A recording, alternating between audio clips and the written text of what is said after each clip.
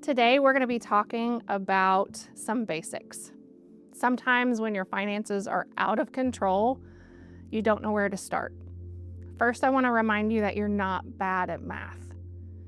Everybody gets stressed about money from time to time. And so I want to remind you that you know what 2 plus 2 is. This isn't a math problem. This is a world, life, emotions problem.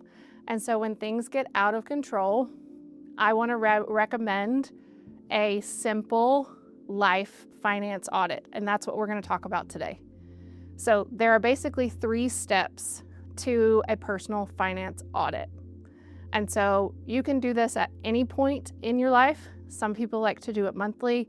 Some people only do it when they feel like things are out of control. No matter when you do it, the goal is to get a very honest assessment of your income and your expenses and where everything is coming in and where everything is going out. So we're going to talk about those 3 steps today, and the goal is that it will bring you peace and clarity so you'll know what action to take next. The first thing to do with a personal financial audit is get really honest and go find everything that impacts your finances. Your bank statements, your credit card statements, receipts, those Venmo transactions, all of it. Figure out where money is coming in and where money is going out. You can't really get a true picture of where your money is going and how you are spending it unless you get really honest with yourself. Sometimes we hide stuff from ourselves. Sometimes we don't want to be truthful with ourselves and we want to just say, oh, it'll all work out in the end. This is where you can step up for yourself and your family. This is where you can really say, I'm going to do the action and I'm going to do the work and I'm going to slow down and I'm going to lay it all out on the table and get a really clear picture of where my finances are.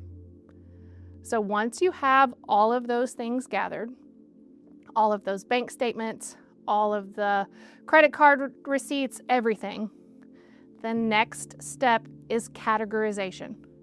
Now, the first time you do this, it's gonna feel overwhelming because you're gonna look at all of the things in your bank accounts and receipts and everything, and it's gonna feel overwhelming because it's gonna tattletale on you. It's gonna tell you where you're really spending money because maybe you swiped at Starbucks and McDonald's a little more than you thought. I'm not saying Starbucks and McDonald's are bad. I'm just saying we need to know when we're doing it and budget for it. So the first time you categorize for all these expenses, it's gonna feel like a lot. It's gonna feel heavy, but it's worth the work to know the truth. So go through all of those statements and categorize them. You don't have to have micro categories. You can have big categories like food and housing and health. Just get a sense of how much you're spending in those big categories and then get a sense of how much income you're making. How much am I getting from my job? How much am I getting from child support if you get that? Maybe Social Security or any other support you might get. At the end of the day, we're trying to make our income be more than our expenses. And you have to know how much is in each category before you can really see if that balances. So the first step, go find everything. The second step is categorize. And now, once we've done those first 2 steps, the third step is prioritize. So now that you've got all of these things out in front of you and you truly see what you're spending your money on, I want you to spend some time going, is this really what I want to be spending my money on? This isn't a judgment activity. This is a priority activity. So this isn't the time to beat yourself up about spending more or less in any particular category. This is a time to say, I value giving or education or having enough for my prescriptions more than I value X, Y, or Z. We're not judging, we're not shaming, we're putting them in a list of priority. And once you do that, you can truly see how far your income will go down that prioritization list. That's when you can truly take ownership of your finances, because you have priorities based on your values, and you can say, my money goes to this point in this list.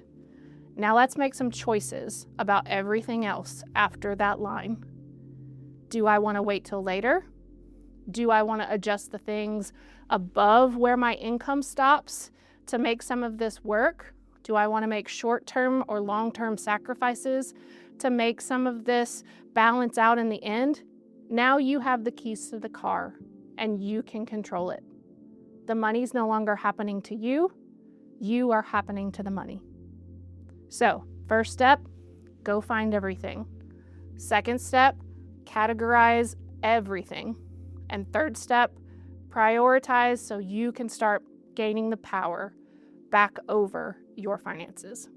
It seems pretty easy when you think about it, but you have to be disciplined and you have to do the hard work, because the very first time you do this, again, it's going to feel heavy.